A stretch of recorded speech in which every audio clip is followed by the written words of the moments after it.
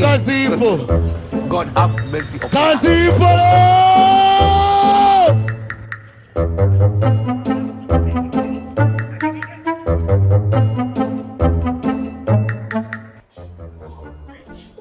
Bosi karibu.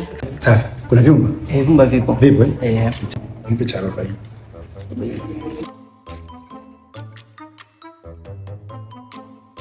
Sikiza, kuna mtoto anakuja sawa? Nimemwacha huyu anasafiri. Anaenda kurudi Kwa sasa jina nitamwambia nani? Jina.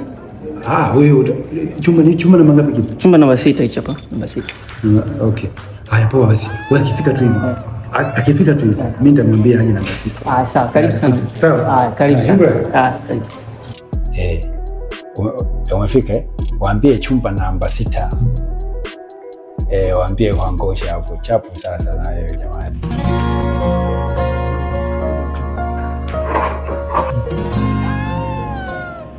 Unajua na wasiliana na wewe?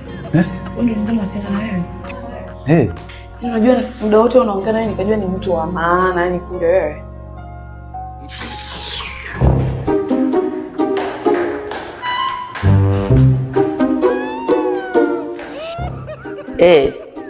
Basi sawa, kama dakika 3 hivyo atakuwa ameshafika hapo. Bosi karibu. Sawa. Kwa mfano mtu akiwa hajafanya unamrudisha laki. Hapana. Sasa mimi wewe unaweza kulala kwenye chumba umelipia peke yako? Naweza msema.